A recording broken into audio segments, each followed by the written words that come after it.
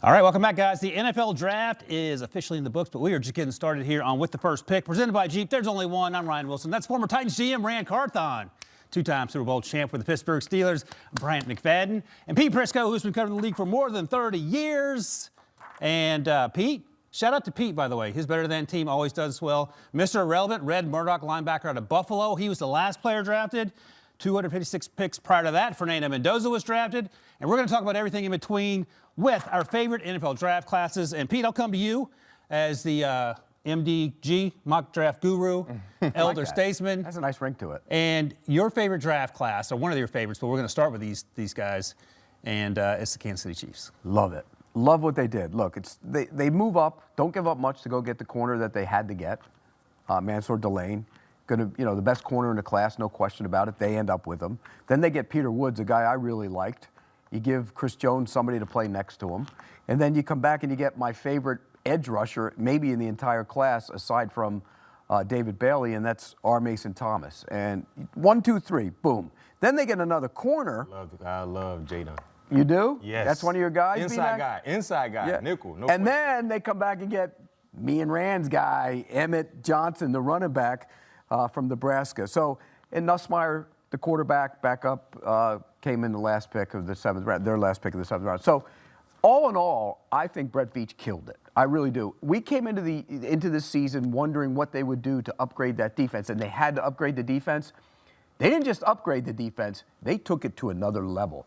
Now you bring in Gelati for next year. He played well last year. He's in the mix as well. I think they're going to be able to attack the quarterback. They're going to be able to cover on the back end. The Kansas City Chiefs are back. And they hadn't gone very far. But there were people who thought it was over. It took a year off like MJ. Yeah, they took a break. Do you think it was over? There are people who were thinking it was over. In terms of the dynasty and how they were dominating, I think that part is over. But you still can have championship-like success, right? And the reason why I say I think it's going to be a little more difficult because the division is difficult. The division now has quarterback star power along with offensive structure. The conference. Yeah. But just in the neighborhood before you get out to the city. The neighborhood is very expensive right now. So, but to your point, I think they really did a good job to be able to get back into that championship-like conversation. But all of what they did today, Pete, means nothing if Pat Mahomes isn't together and isn't right. But wait, maybe not. And I'm sort of joking, but we talked to Garrett Nussmeier at the Combine. I'm sure he wasn't happy about where he was drafted. They have Justin Fields.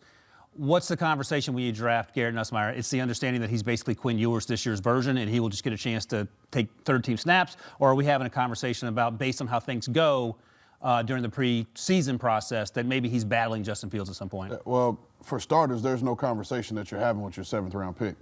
No, you in the draft room, not with him. No, even in the draft room. Okay. Like, this gives us an opportunity to take a player that we know has some talent that can come in and compete. When we took Brock Purdy in the 7th round, it was a conversation of, okay, will we get this guy as an undrafted free agent versus do we need to draft him? And we drafted him. And so when we brought him in, you quickly saw this guy has some ability, and you wouldn't be surprised if he ended up getting on the field. So I see the same thing with Garrett Nussmeier. I think I texted us in our group text, giving some potential destinations, and I said this guy's going to equal Brock Purdy. If he gets the opportunity to play, he's going to play well in that offense, because I think there's a difference with Justin Fields running Andy Reid's offense versus Garrett Nussmeier running this offense. So this was a really good pick for them, especially in the 7th round. And to answer your question about was the Chiefs over, I always felt like the iteration that we knew of the Chiefs was over. And what we're seeing now moving forward is going to be a new iteration. Kind of like the Brady, the second act of the Brady Because if you remember Patriots. the first iteration of Brady, defense. It was defense in the run game. Right. And you don't screw it up. Right. And then the second iteration was let's open it up and put the ball in your hands. Where I think the start of this year, because we don't know where Mahomes is going to be with his injury, especially now you've added Kenneth Walker. And then now you've added Emmett Johnson, and you've added to the defense. We're going to see a heavy lean on the defense and the ground game until Pat can become Pat again. Agreed. And then that's going to make this a even more dynamic team, because now you really open it up. All right, before we move on, just a one-word answer here. Andy Reid or Bill Belichick, who's the best coach? Ever? Oh, yeah. Belichick. Ooh. It's Ooh. Belichick for now, but give Andy Reid a couple more years, and I might change my tune because he might be the all-time winningest coach. Belichick. Okay. I thought we had a little more discussion, and it just You because said one-word answer. he said 5 or 6. I'll give you extra. He did the most with the least. I think Andy Reid had more talented rosters than Belichick. I think Belichick won a lot of games. But what if because Andy of Reid his wins another Super Bowl and ends up being the all-time winningest coach That's in a terms different of wins? conversation. I think that puts him in. And I was actually trying to bait you guys into having recency bias just because of the UNC stuff and how things didn't necessarily end well for Belichick. We're talking NFL. Yeah. Okay. All right, let's continue this conversation and keep the positives going here. Favorite NFL draft classes. I cheated off the mock draft guru's paper. He and I both agree the Dallas Cowboys. So Pete, Caleb Downs at 11, Malachi Lawrence at 23, the edge rusher at UCF. Jayshon Barham, you and I love him out of Michigan, linebacker tweener. Drew Shelton was a stretch, I thought, at Penn State, but I love Devin Moore, LT Overton, and they wrapped it up with Anthony Smith, the wide receiver at ECU. You see there. You said this after day 2, I believe. Over 11.5, have a chance to win the Super Bowl, definitely winning the division. So you must feel better about that now. I love what they did. I think when you look at that from top to bottom, I mean, look at their players. I mean, I love Barham. Barham was a better player than I think he was getting credit for in the process. Now you bring him in, he can rush the passer. You can play him off the ball if you had to play him off the ball. Remember, he was a very productive off the ball linebacker when he played at Michigan 2 years ago. So I think when you look at it from that standpoint, I don't think there's any question the Cowboys are better on defense. And they were bad on defense. They were bad. And we know they're going to score points on offense. That's what they're going to be healthy they're healthier on the offensive line. That'll help them. They'll, with those receivers, depending what they do with Pickens, if he's there, you're going to be able to score points. And so I think they needed to get better on defense, and they spent the weekend getting better on defense. They're going to be much better on defense. They spent the entire offseason trying to get better. And don't forget about the trade for Rashawn Gary. Not Rashawn Gary, the linebacker from San Francisco. Didn't they make a trade with the line for San Francisco? D Winners. D Winners. Oh, just now. That just happened. That's D right. Winners yesterday. Yeah, so D good player. Winners he's going to start Right. for them. And when you talk about their offense, defensively, the mentality, and this is what I was saying when I was, watching the Cowboys play a year ago with how anemic their defense was. When you have that luxury in terms of offensive star power, all you got to get is 4 or 5 stops a game. That's it. Basically, 1 stop a quarter. And if you're able to do that and give that offense that extra possession, 9 times out of 10, they're going to score points. And you're talking about an offense that has the best kicker in the world. And Brandon Aubrey. So anytime you're around midfield, you got an opportunity to put points on the scoreboard. That's a bonus. Touchback, 1 first down, you're in scoring range. You win, yes. So right now, what they've done to piggyback on Pete's point, they have put themselves in that championship conversation because we believe the personnel is there. All we have to do is wait and see the personnel surface on the grass. I mean, I don't know what more to say. I mean, they have gotten better. I have a question for you, unless you want to continue. No, because I was going to ask this. I was going to ask the guys this question. Go ahead. Is this the best Cowboys potentially the best Cowboys roster we've seen with Dak Prescott at quarterback? Yes. Who was the roster stacked when he took over for Tony Romo? I can't remember that far back. I don't remember. It was pretty stacked. I think in terms of the front that he has right now, I think this actually helps me feel like this is the best in terms of defense. When you look at Quinnen Williams, straight dog. Kenny Clark, still a straight dog. And I think understanding and knowing this is a contract-like year for Rashawn Gary, former GM, usually these guys do what? Put forth their best But he effort hasn't been the same player since he hurt his leg either. I mean, could have been a dominant player, got hurt, and he hasn't been the same player since then. I think he's a good player. I don't think he's. But what will help him, I think, really elevate is playing with 2 dominant interior D linemen. You know what I mean? So, and we're all sitting here assuming that Malachi Lawrence is going to come in and because I think he's a really twitchy, good edge rusher. He's going to come in and be part of the rotation and be a guy that can impact the quarterback. I think I said it on Thursday, and I'm going to say it again. Yeah. This team is going to win the division, and they're going to push for the Super Bowl and maybe even get there. Should. Yeah, I don't even think that's a bold take. No. Given the way things have unfolded over the last few days. When I put it out there on Thursday, you would have thought it was a bold take by all the pushback I got on it. My advice to you would be to throw your phone into the lake because you just spend too much time on it. Drop it in the toilet. All right, B-Mac, let's come to you. Once considered toilet bowl worthy, now the Jets are making a move up at least the feel-good scale. Yeah. Jets fans may feel differently, but this is your pick for one of your favorite draft classes. David Bailey at 2, we figured that was going to be the case. We've talked about this the last few days. Kenyon Sadiq, the tight end at 16, left us a little puzzled because they have some tight ends on that roster. But then Omar Cooper Jr. with the trade back in round 1, home run. D'Angelo Pons, 2-run homer. And, I know why, Rand, that BMAC wanted this. The only Florida State guy that got drafted, he got drafted by the Jets, Darrell Jackson Jr. That was the only one? Unless they drafted a long snapper. Y'all getting off track. Continue. No wonder why they stink. Y'all getting off track. And then they finished up with Cade Klubnik, Inez Cooper, who we saw at the Pro Day, very good player there. And my guy, VJ Payne, heard his name called. BMAC, take it away. Man, this was a slam dunk. You talk about filling needs based on what we didn't see from them a year ago. Consistent pressure, we did not see that last year, right? They went and got the best pure pass rusher, in my opinion, in David Bailey. Then you talk about finding ways to put more points on the scoreboard, right? They went and did something that kind of surprised a lot of us in terms of getting Sadiq at 16, and then we're like, whoa, wait a minute, you still need someone to complement Garrett Wilson. Well, they had a game plan in place they did not reveal to any of us outside the building, and they came back in the first round and got Omar Cooper. Basically 3 starters with your first 3 first-round selections, and then getting D'Angelo Pons. You talk about Aaron Glenn and who he was as a player. D'Angelo Pons is the same type guy. He probably is faster than Aaron Glenn, and he's a football player. They got a lot of guys that play football. That's what good teams do. They go get football players that happen to have a position. That's amazing for the Jets. Now they just got to make it work. They got to put it together because they have the talent.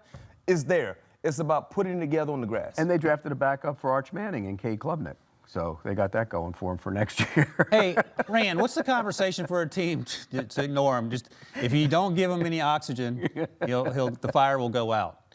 What's the conversation for a team that has struggled historically? And they've not had bad draft classes, but it feels like once the fall rolls around here and the leaves start to change, the wheels fall off. So what are we talking about between now and the start of OTAs in terms of how not to do the same mistakes that get us in the situations we find ourselves in? Well, I think coming out of today, coming out of this weekend, the Jets organization was infused with the strongest emotion known to man, hope.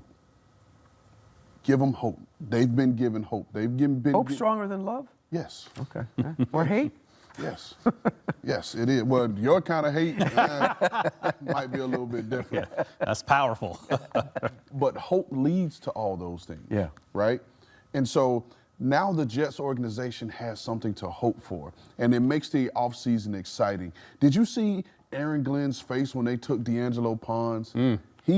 I've never seen him beam like that. Yeah. You know, other than when he did his little dance down the sideline. Wait, how'd it go? That was the last time we saw him smile. And so, Well, he gets to coach him for a year. He's excited about it. But that's the thing.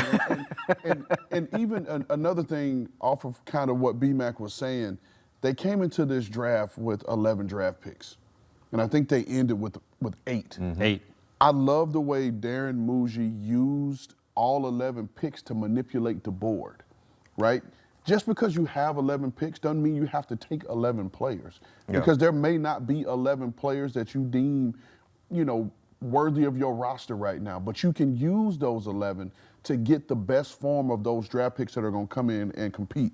And you talked about those first 3 picks will all start for them.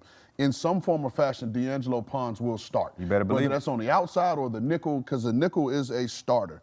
And then Darrell Jackson is going to give them something that they need, which is size. We'll see where Cade Klubnik is, just in terms of just being able to play. And you say your guy, VJ Payne, I do believe you call Rick and say, hey, man, this is my guy, help me out. Pete's killing me with the mock draft stuff. Yeah. No. So, but lies. I just love what the Jets have done. I'm excited to watch them. I'm low-key rooting for them. Yeah. I'm rooting for them. Which is a weird feeling.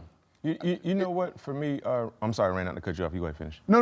Go ahead. Floor is yours. They remind me a lot of the New England Patriots last year during the offseason. Remember, New England Patriots had an abundance of money, cap space. I think Truly they had terrible number 1, coming into right? this. Yeah. And they spent wisely, and they had draft capital as well, and they hit on those said draft picks, right? So when you look at having the draft capital like the New York Jets, it was very, very imperative for them to hit.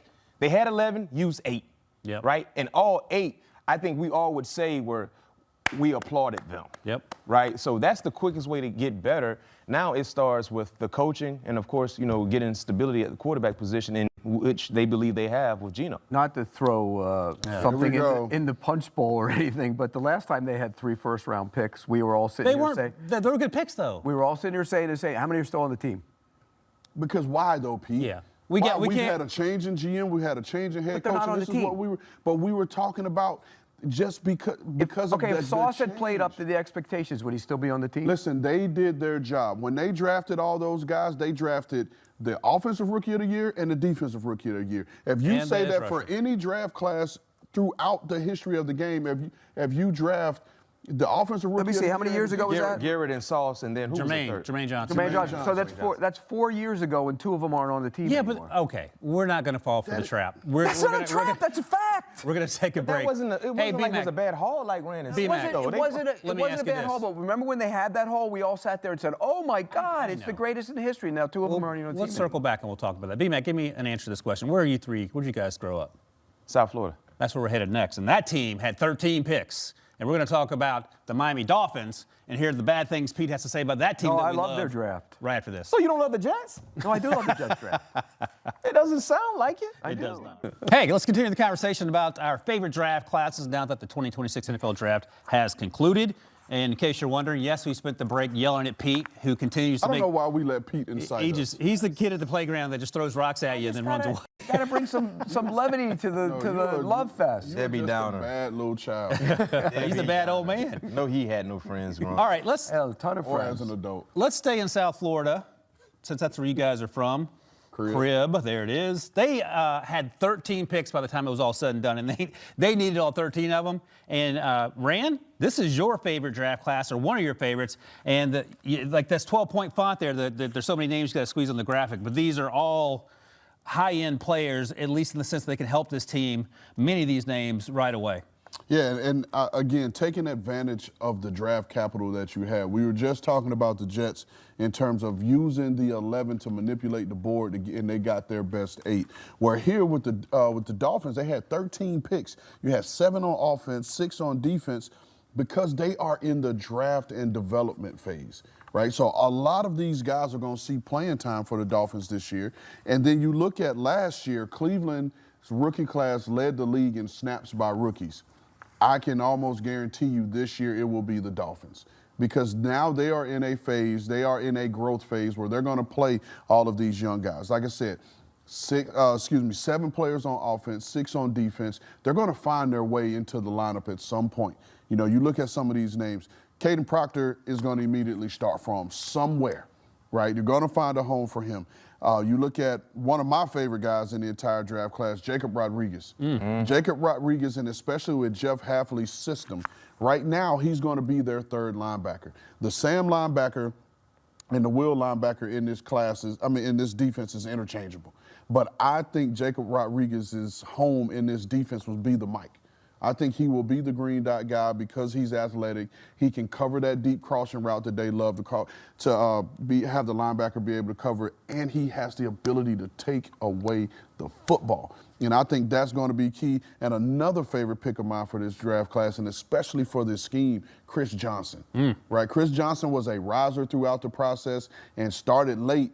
And when I'm talking about late, within the last 2 weeks, you're hearing teams talk more about him sneaking into the 1st round. Because we talked about him in the fall, and we knew who he was, but it was no top 32 conversation. Right, and one of my favorite things about his game that I love, B-Mac, was I thought he had really good zone instincts. Good zone instincts, good feel for zone. And what is Jeff Hafley's defense going to run? A lot of cover 3, a lot of quarters. And he can use those instincts to jump routes and be able to make plays. And I think this is where this is going to help elevate this team. So great job by the Dolphins organization. Great job by Jeff Hafley and his staff. Again, he's from the fraternity.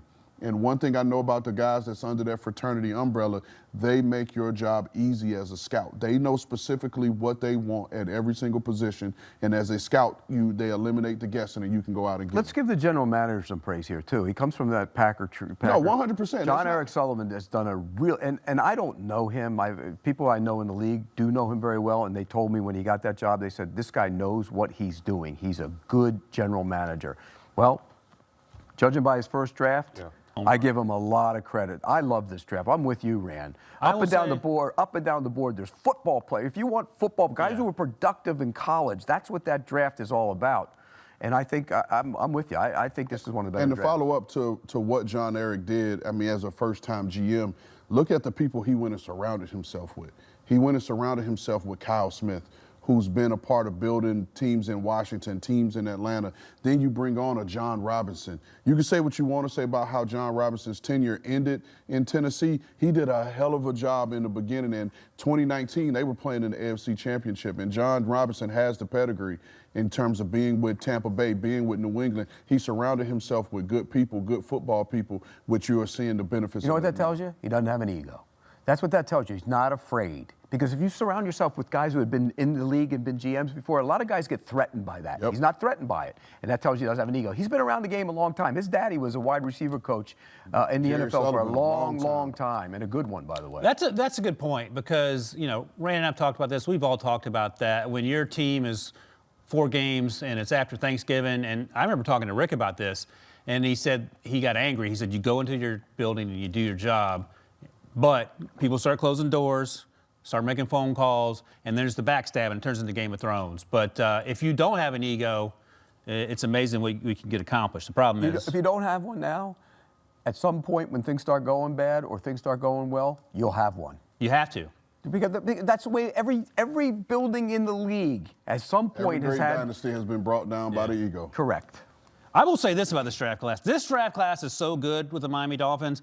I didn't love any of their third-round picks. Caleb Douglas, I thought, was drafted a little high. I disagree. Will Kazmarek, you're wrong. Oh, you pulled a Pete on me. You're wrong. Will Kazmarek, blocking tight end, but third-round pick. Chris Bell is coming off the ACL. A lot of people liked him more than me.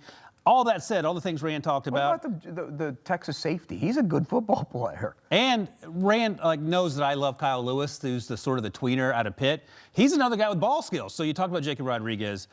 You talk about getting Kyle Lewis in there. You talk about Chris Johnson. I wonder, are they considering trading Jordan Brooks? Because Well, there were teams asking him. yeah, exactly. So I wonder, are they considering listening? I wouldn't trade him. I would not. I would not trade him. Jordan Brooks is a hunter. And they He knows how to hunt. said they weren't going to trade him. Good, But well, you know, good. when saying it and getting it, everybody has a price, by the way. I don't care who you Yeah, are. we just found out during the break. Yep. By the way,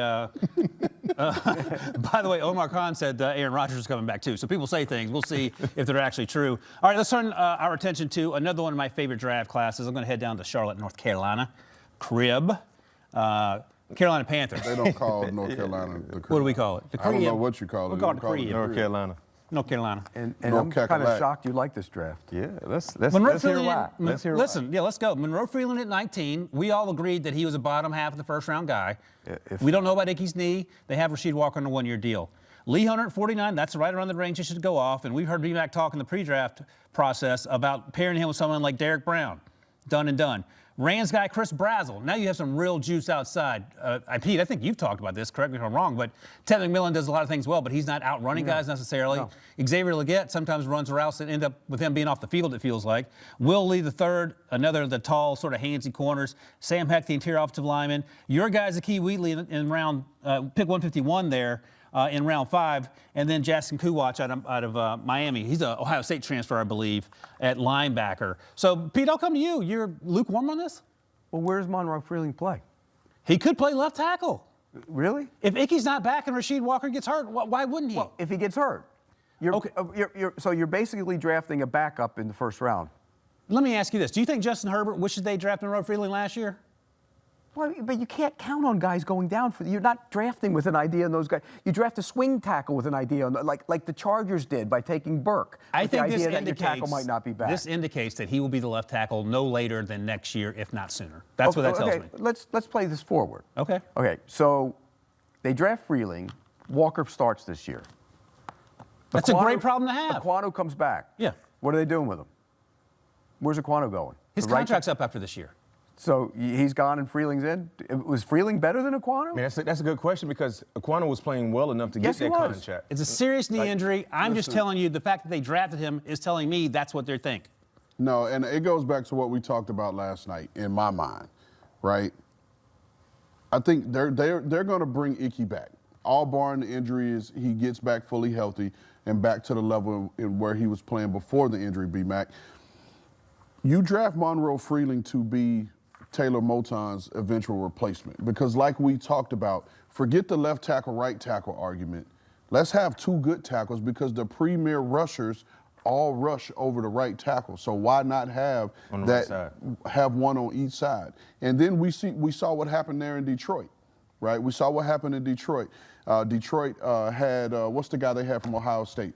Taylor. The big fella. Decker. Taylor Decker. You had Taylor Decker at left tackle, and then you draft Penei Sewell. Yeah. And Penei Sewell becomes Right a side. first-team All-Pro right tackle, one of the best in the game, if not the best in the game. And then Taylor Decker retires. And now you have the ability to switch Penei over to the left side. yeah. And so you always have the ability with a Monroe Freeling, if Icky goes down again or whatever the case may be, you have a left tackle. But I think his place is going to be on the right. I think he's playing right off top. And I will say, B-Mac, before you go on, if you look at the unofficial rosters on Our Lads, they have him on the right behind Moton. So Yeah, I they let just Pete go brought into in my skin. Walker That's my from fault. Green Bay. I know it's a one-year one-year deal, deal, but I think Walker's going to solidify himself as a To left me, he tackle. doesn't. I don't think he looks like a right tackle. I don't think he plays like. What does a it right look? What does it look like? All right, look, this is my team. Plus, I didn't think he was that good. I'll be honest with you. That's fine. I want to say something positive before we get out because I like the team and we got to deal with Pete crushing the I'm poor just kid. being a realist. So talk to me about Chris Brazzell and what he brings to this offense. Man, listen, this kid, and I've said it before, so I'm going to say it again. I'm not so sure that this kid wasn't the most talented wide receiver in this draft class. It's unfortunate that he played in the offense that he played in Right. because I don't care how astute you are as an evaluator, it's a tough eval when you're evaluating the receivers in that University of Tennessee offense. Boy, what you talk about. And so that is a tough eval. But one thing I can tell you is when you watch Chris Brazzell, if you want to be able to evaluate him, don't look at his target tape, right? Which some people, because it's the wide receiver position, you just go straight to the target tape. The target tape is only the routes that were thrown to him. You have to watch him fully when the ball's not coming his way, when he is running routes, because now you see a 6'4" guy be able to drop his weight, get in and out of breaks. And B-Mac, you know a lot of those big guys can't do that. No. And not only can he do that, but he can run the full route tree, and he can stretch the field vertically and go up and high point the football. And we've seen him do all those things. I know there were some concerns off the field with him coming into it, which is why he went where he went. I had him as my wide receiver 3. I think if all things are right above the neck, if all things are right, this kid will start opposite of Ted McMillan and give them some big guys. That's going to really help this young quarterback because at this point, if you're Bryce Young, you don't have, Well, he won't be able to see him. Okay. that's why you go get him so he can see. Make it a little easier. Just trying to say something positive, and Pete's got to pipe up there. All right, look, that Pissy segment. Pete. What'd you call him? Nickname. Pissy Pete. Get him T-shirts. Print the shirts. That segment brought to you by Pete Prisco, but also brought to you by Jeep. There's only one. We're going to take another quick break here when we come back. On Pete Prisco. We're going to get to some of the draft classes we didn't love so much. You wouldn't know it by hearing Pete talk about the Panthers. We love that one. We'll talk more You did. about these draft classes right after this. Hey, we're back here on With the First Pick, presented by Jeep. There's only one. The 2026 NFL Draft is a wrap. We've gone through some of our favorite draft classes through those 7 rounds. Now let's talk about some of our least favorite draft classes. B-Mac, going to head out to Southern California, specifically the LA Rams. Sean McVay informed us that he is no longer angry. So we have that going for us, but the draft class still leaves something to be desired, given that, as Pete pointed out rightly after day 1, they could have loaded up and been the favorites or potentially close to the favorites in that division. And instead, they took Ty Simpson at pick 13. I don't hate it. It just doesn't make sense given where they are. Max Clare, the tight end out of Ohio State at 61. It felt rich at the time, but it feels like 45 tight ends ended up getting drafted, so maybe not. Keegan Trost is a good offensive lineman. He's going to kick inside. C.J. Daniels, the wide receiver out of the U, got drafted in the 6th round, which feels about right. And then Tim Keenan, who's a little spark plug in the middle of the defense for Alabama. That feels like maybe one of their best picks, which is a crazy thing to say at pick 7. So, B-Mac, I will turn the floor over to you. Yeah, the reason why I wasn't high on the Rams draft is because when you talk about the Ty Simpson move, I get it. I see it from both sides. I see why some fans are complaining about get a player that can contribute now because we're in win now mode, understanding and knowing where your star quarterback is in his career, Matthew Stafford. But outside of that, when you look at getting Max Clare, I'm like, now I'm really scratching my head because if you look at the strength offensively at the tight end position, you do not question that out in LA with the Rams. They have an abundance of power forwards that play the tight end position and played extremely well last year. Even if you would like to move on from Tyler Higbee, right? Which is entirely possible now. But you used a second-round pick on Ferguson last year. You still got Kobe Parkinson, who played phenomenal. He was the best tight end.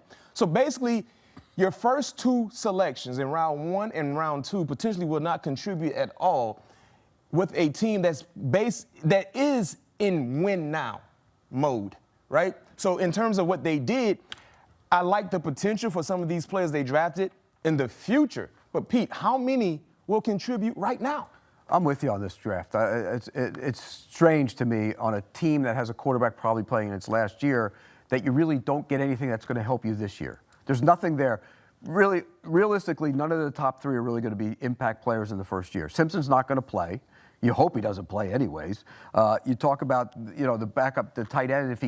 If they keep everybody, he's not going to play. Yeah, and Ryan, you said currently right now they have 6 tight ends. That's 6. 6, and if they keep them all, he's not playing. Right. The backup, the lineman is a good player. You're right. The kid from Missouri, he's going to go inside and become a good guard. But this year he won't play. And so what are you getting from Matt Stafford in his last year? Yeah. And no wonder why McVay, and he said today, did you see what he said? He said he was doing that as a show for Matt Stafford. He didn't want to seem too enthused about it. That's what he said today.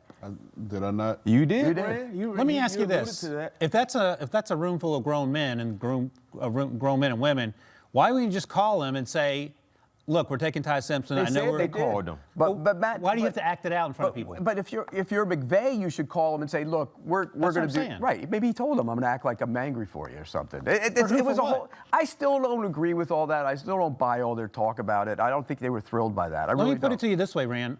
Pete said he doesn't understand it, and the whole entire draft. Is this team better today than they were 72 hours ago?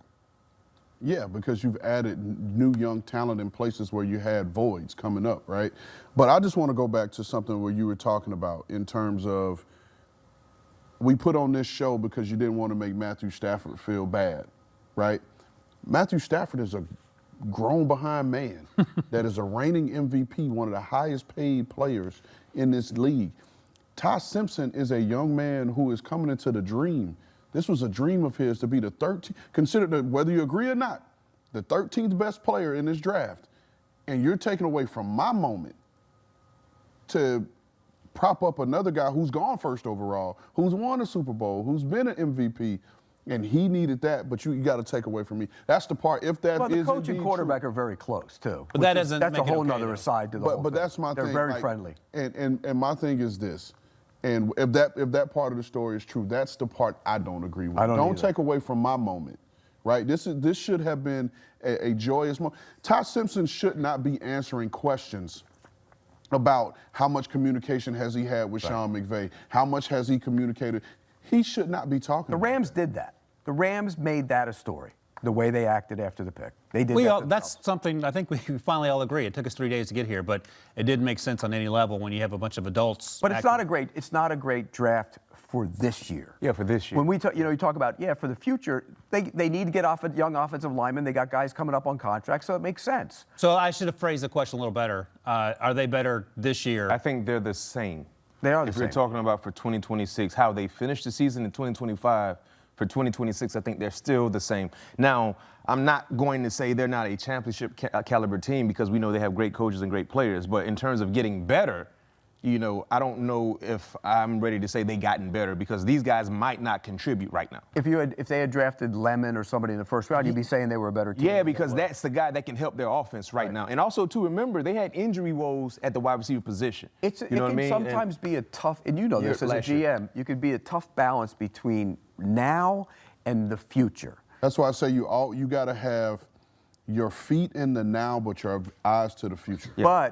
But this team is different right now. Normally, I would agree with you 100%. This team, This is it. This is the moment right now. That's why I said normally. Right. Yeah, and also, too, I know they made some moves, right? Free agency. They did a lot of their damage to be better for this season, free agency. But if you look at the other teams in the division, a lot of the teams in the division got better via free agency and via the draft.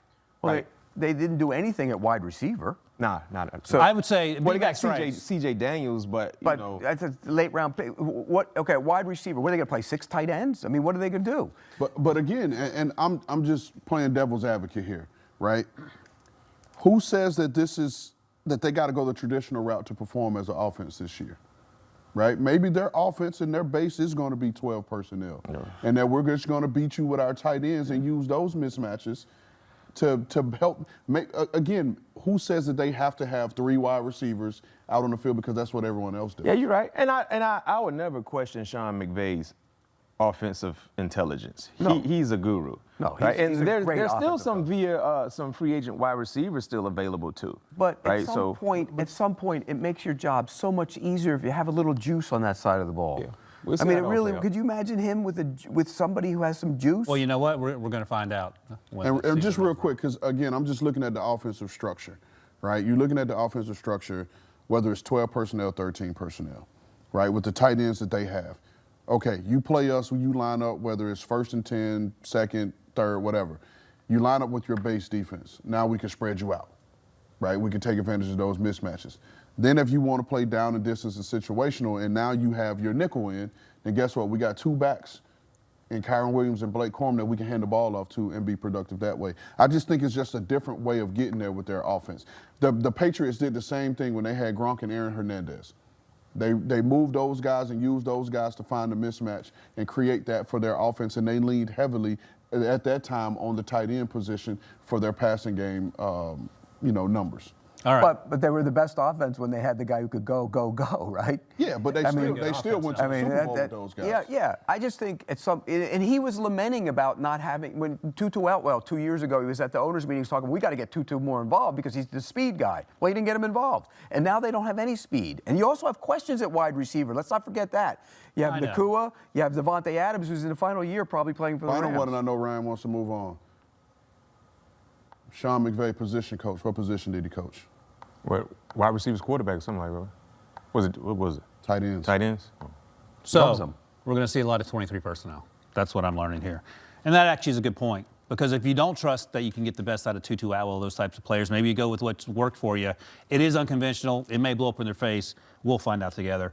Let's go to where Pete was previously mayor before he became the mock draft guru, Jacksonville Jaguars. And I didn't like this draft. Neither did you, Pete. I'll let you have first and probably last say on this. Didn't have a first-round pick. No, let's let Pete have the whole say if he said that he didn't like this draft. Because he's I'm changing gonna say, his tune. I'll grade later on, but it's a C draft. It's an average draft at best. You're going to go too crazy because you don't like the tight end. You know, Ryan's great because I told him during the draft process, I said, I really like Borkature. He's a hell of a tight end. And he goes, yeah, me too. I like him too. And now when they pick him in the second round, now he doesn't like him anymore. It's rich. He's a good player. Don't let him deviate. Sorry, yeah. Go ahead. Tell me why Continue. you don't like this Continue, class. Pete. Well, okay. I think I like Borkature more than everybody else. Yes, So I'm not gonna ping that pick. I know why they took him. They were afraid that the Texans behind him were going to take him. He wasn't going to be there when they came back at 81, so they just wanted to pick him. It makes sense. The rest of this draft, look, I like Regis. Regis paid at 295. He's going to be he was at combine at 295. He plays at 320. He's going to be a rotational guy in the middle of their defense. They needed to get him. I didn't love the rest of the draft. No, Now, you like Pregnon. I like Pregnon, but I don't think he's going to play right away. I think Pregnon will be a guy who plays in a year, and he's going to be a starter in this league and a good one, by the way. But if you had flipped Pregnon and Borkature, what would you say about the draft? You feel better, but you can't Why would you feel better? Just out of curiosity. because of the value that you put on the players when you evaluate. Because of your evaluation, right? Yeah, right. I don't run the Jaguars. You're correct. This is our evaluation. Like I would have our. thought What's that hour? What do you mean? Yeah, by what do you hour? mean? mine. No, Pregnon for me is But ahead you- of Borkature. But there's a difference between our includes other people. Mine, Well, our consensus. Are you working for the Jaguars? Is that what that, when he said our, he was saying No, I'm saying as a Jaguars our fan. I get it. consensus. Borkature, to me, Pregnon was better than Borkature as a player, in my And you book. agree with that part? Yes. So if you flip them, you'd sit there and say, oh, I like that draft. But you didn't because they felt there was going to be a run on tight ends. Okay, So you I took get that. Borkature. That's why they did it. I didn't love this draft because I don't see twitchy edge. And I wanted twitchy edge. If I was a guy and I'm grading that draft, I'd say, where's your twitchy edge? Now, I know that they tried to get guys, but they couldn't make a move to go get them. So in the end, it's a C draft. But you know what I do like? What? I like teams that don't stick to everybody else's philosophy. Fair enough. I won't put. And now Just killing the Rams. Yeah, exactly. And you also. Well, they didn't get anybody to help the guy this year. That's why. I'm not going to say. I think the guard tackle they picked from Missouri is going to be a starter and a starter in this league for a long time. Yeah. He ain't playing this year. You just said you like teams that stick to their board, right? That don't follow groupthink. don't follow groupthink. Well, you jumped on my Steelers for sticking to their board. Oh, we'll get to that. Right? Which one? With the Drew Aller pick. If he was on their board, and at that spot where they felt like that was the value pick. I didn't have any problem with Drew Aller pick. Yes, you did. You had a No, problem. I did not. I liked the Drew Aller pick. You did? Yeah. All right. Well, let's go to break and we'll check the tape. You're putting B-Mac. words in my mouth. I don't know. You say a lot of things, Pete. do. No, I say a lot of But you things, gave but I know Jacksonville what, a C? I haven't For now. figured out the grade yet, but it's working It in should that be. area. That's on the Pete curve, by the way. We're going to take another What would quick you break give here. it? What would you give it, Mr. Negative? I want to hear it. Go ahead. Let's hear it. It's a D+ right now. Well, that's the most nasty thing you've ever said anywhere on any show. We got to click this and say that he was negative for the first time in his life. He's like, pull his strings so the positive comes out. Usually Let's he take a says, quick that's a break great here. pick. That's a great And when we pick. I come love back, the player. That's a great pick. We're going to hear some more drafts that Pete and Rand and others don't like other than me. We'll talk about that right after this. And our pre-draft coverage continues on With the First Pick, presented by Jeep. There's only one. We're going to continue the conversation now about some of our least favorite draft classes.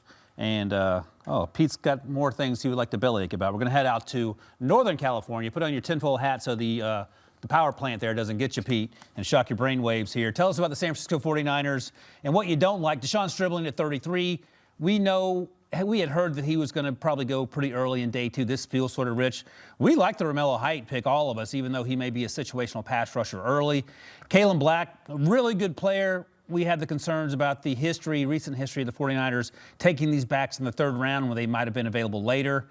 And I'm going to be honest, Rand knows that I love Grayson Halton. Carver Willis is an athletic in-space offensive lineman that will kick inside. And then your guy, Prysock, the cornerback out of Washington, also got drafted. So what's the ding here? Well, I like Stribling. I just think they traded down, remember? So why not just continue to move down? You could have moved down, and I think you still could have gotten him. So I like Stribling. I just don't think that's a great pick at that spot.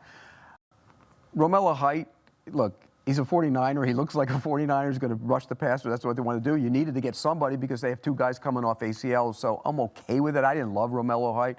I didn't love the back in the 3rd. You didn't love the pick or the player? The player. Okay. I didn't love the back in the 3rd round. I think, and you've highlighted it throughout the whole process that they haven't had success drafting backs in the 2nd, 3rd, and 4th round or whatever. So I do think that they overdrafted probably all 3 of those guys, to be honest with you. And we talked that's about that after day 2. You're right. But I'm also going to give them this, because I said it with Jacksonville. Sometimes guys go against the grain and they do it because they believe it and it hits. Right. And so John Lynch is a good football man. He's been around for a while. Now, he's had his fair share of misses, just like everybody else.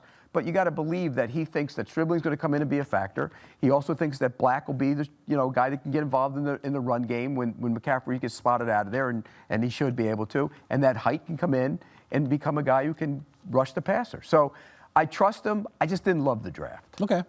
Yeah, I'll say this. I love the Romello Height pick, and could you have gotten him probably a little lower? Yeah, maybe, but just in terms of that defensive structure, because we have in our mind what that defense has been, whether it was under Robert Saleh, D'Amico Ryans.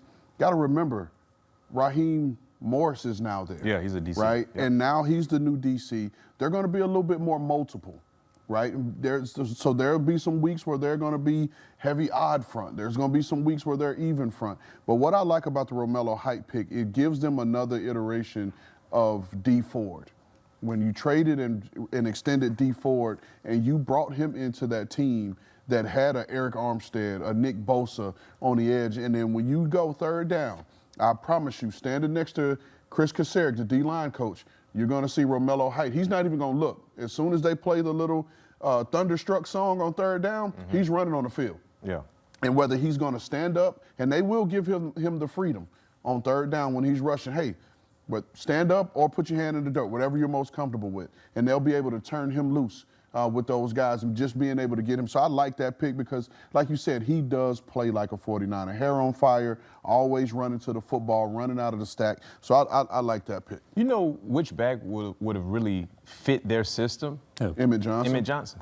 Yeah. And you would have been able to get him a little later. And he can make people See, miss in a short that's something both Rand and myself, we love that. But Johnson, I would have done that like in the fourth. In that system? Yes. Oh, my goodness. Yeah. That's interesting. I do wonder about the conversations in the San Francisco room, especially. And does Mike talk to Kyle about the running backs? Because we've talked about Mike's plug and play with Denver back in the day, or is it just this is Kyle's team? We don't have time to be doing. Well, I mean, it's Kyle's team, but I think you have one of the best running back coaches in the history of the game, and Bobby Turner there with the running backs. But then you look at too some of the running backs that they've taken, and let's just go not even just taken, but guys that they have signed that you've had behind Christian McCaffrey, and let's not be confused. Christian's a big dude, and especially coming into last season, that was probably his size was probably about as big as we've seen him, and the most he's probably weighed in a very long time. But they've always searched for that bigger back to play behind him. That's why they go and get a Brian Robinson last year, a bigger back that can kind of take some of that pounding off of Christian McCaffrey. Because Christian McCaffrey, if you're being real about it, he played at Stanford, and then the offense they ran in Carolina, that was more gap scheme. And so that's where Christian McCaffrey is really most comfortable, is running that gap scheme run instead of the outside zone run that we know Kyle Shanahan and this offense to be. One thing about the Niners, like I talk about there, instead of taking Stribling in 2, you could have taken R. Mason Thomas in 2 and come back in the 3rd round. Instead of, when you need a pass rusher, you could have gotten somebody like Caleb Douglas or Chris Brazel or somebody like that. Or Emmett Johnson. Right, but I'm saying if you wanted to go wide receiver and pass rusher, you would have got a better pass rusher in R. Mason Thomas and Brazel, yeah. Brazel. Yeah. Because they were fielding calls, too. And that's what we were talking about, and I don't remember which team we were talking about the other day, but we were talking about playing chess, right? What's the best combination? Are we going to take this guy here and get this one later, or are you going to reverse it? What's the best combination of players can we get? So I do like that. So thought. if we and we sit are all big R. Mason Thomas. Yeah, so right now, 3 years from now, we look back on this. Will R. Mason Thomas and Caleb Douglas, would that have been a better, or Chris Brazel, been a better combination than Stribling and Romello Height? Listen, I'll tell you this, and everybody up here knows like what I think of the ability of Chris Brazel. Never met the young man, but if you give me some form of Chris Brazel and R. Mason Thomas, I'm putting that up against anybody. Yeah, That feels I'm with that. Like a layup. So there you go. There's the criticism. All right, let's stay in the NFC West. And B-Mac, before we do, I want to ask you quickly, who was the toughest running back you tackled, and was that how you broke your form? Was that a running back tackle? Yeah, that was on Cedric Benson. He was thick. Yeah, powerful runner. Was that the worst? You got it? No, yeah, because I broke my arm trying to tackle Cedric Benson. Okay. Rest in peace. But in terms of the backs that really gave me problems were the ones like Fred Taylor that had the size, the strength, the speed, and the quickness and the vision. Yeah. Those were the ones that gave me the Hall of Famer. problem. Should be in the Hall of Fame. Soon to be Hall of Famer. Yeah. And I mentioned that because we were just talking about the running back situation with Kalon Black in San Francisco, and now we're going to go to Seattle, which is one of the teams that didn't love their draft class. Their first pick, Jadarian Price, also a running back. After that, they took Bud Clark, the safety out of TCU. And I think I liked him more than Rand, and you did too, Pete. Yeah. Julian Neal, he's athletic and long, but also handsy corner out of Arkansas. Bo Stevens. Fits their model, though. That's exactly right. Bo Stevens is going to kick inside. He's a guard, and he could potentially back up a center if they need that. And you see there Emmanuel Henderson Jr. out of Kansas, Andre Fuller, the other defensive back out of Toledo, and Devin Eastern out of Minnesota, who we talked about in the pre-draft process, along with Michael Dansby there, the cornerback out of the University of Arizona. Yeah, so for me, I mean, you're looking at these guys are the Super Bowl champs, right? Which typically means you're picking 32nd. So let's look at this. In the first round, they picked 32nd. In the second round, they picked 32nd. In the third round, they picked 35th. In the seventh round, they picked 36th and 39th. It kind of leads to you not almost being able to get, let's call it high-end players, right? You're basically getting around lower than everybody else. And your roster, the way it's currently constructed, there's not very many guys that are going to come in and start. Jadarian Price is going to come in, and he should come in and start because Zach Charbonnet is still out with the knee injury. Kenneth Walker, who? And so you, out of this draft class, again, 8 picks, 3 on offense, 5 on defense. It's a spades hand, B-Mac. One in a possible. One in the possible. One in like the them possible. hands. Who's the possible? The possible is going to be Bud Clark. Bud Clark. Because I think Bud Clark, from an ability standpoint, should start over Ty Okada. Yeah. Now, Ty will be a tough out because of how he's wired. Right. Yeah. And it's not going to be easy, but I think he should. I think Julian Neal is a good depth pick. because Josh Jobe had a resurgence in Seattle, because before that he had just been a primary journeyman. And so, again, Jadarian Price is the one starter for sure out of these 8 picks that are going to come in and be able to contribute to this team. I don't think the rest of these guys, with the possibly Bud Clark and Julian Neal being good depth picks, but outside of that, they weren't able to pick up But stars. if you look at that group of players, and John Schneider's always done a really good job of picking his guys. Their body types are their guys. I mean, all across. Look at Neal, 6'2", 203, corner. Tariq Woolen. Yeah. Fuller, 6'1", 200. I think when you look at that, that's the safety can run and cover, and they all look for Earl Thomas all the time, but he ain't Earl Thomas. racer. But I think when you look at it, they all look for the same type of body style. And you know what else? And he's done a great job. Think about this. He overcame trading 2 ones for Jamal Adams to win a Super Bowl. That tells you how good a job he's done. He made a major mistake, and he still won a Super Bowl. That's great drafting. But real quick, B-Mac, I agree with you. And what I love about organizations like Seattle, like Baltimore, like Pittsburgh of old, you knew when you were looking at a Pittsburgh team, a Baltimore team, and a Seattle team, you knew what those guys looked like because only a certain player fit those profiles, right? And so that's how you get a Richard Sherman in the 5th round. That's how you get a Cam Chancellor in the 5th or 6th round, wherever he went, because they don't necessarily fit everyone else, but it fits you what you do perfectly. So I love that because, like I said, when you have organizations like that have an organizational philosophy of what they're looking for at every single position, makes your job easy as a scout. The rich luxury Seattle has had as an organization, whatever staff they've had in place, they've been able to develop the talent that Snyder has put in place. Because if you go back to Pete Carroll's days, when you look at Russell Wilson developing him, Golden Tate developing him, Richard Sherman developing him, and then now in comes this new staff under Mike. Michael Bennett. I mean, they got him off the Tampa Scrappy. Yeah, developing him, and now Mike McDonald is doing the same thing, developing JSN to be the best wide receiver in the game. You look at look at Cross on the offensive line. So look at Devon Witherspoon, and looking at what we saw from Nick Eman If you Ward. name every person on this staff, I'm going to jump out. I'm sorry. I'm just saying, but that's what the other organizations in the NFL they're not doing. You know what else good organizations do? When you have a guy who's going to get paid a boatload of money at the running back position, they allow him to walk, and you draft another one to replace him. And I will say the Seattle Kudos Seahawks, to you, baby. The Seattle Seahawks, unlike the LA Rams, got guys that can help this year. So that Well, also, one, anyways. And I'll say this. Impossible. One in the possible. There you go. One in the possible. If you playing spades at home and you got one in the possible, don't be my partner. I don't like that. All right, we got to take another quick Hold on, break here. before we get out. Man, Luke is going to kill you. Real quick, we named 3 out of the 4 NFC West teams as having our least favorite draft. I just want. Oh, that is interesting. Okay. And we the didn't other plan one, that. and the other one, by the way, had a really good draft. It's just not a good football team. All right, we're talking draft reaches and steals for we didn't plan that. It 2026 just right happened. after this break. But I tell you this much: those 3 teams, we still believe.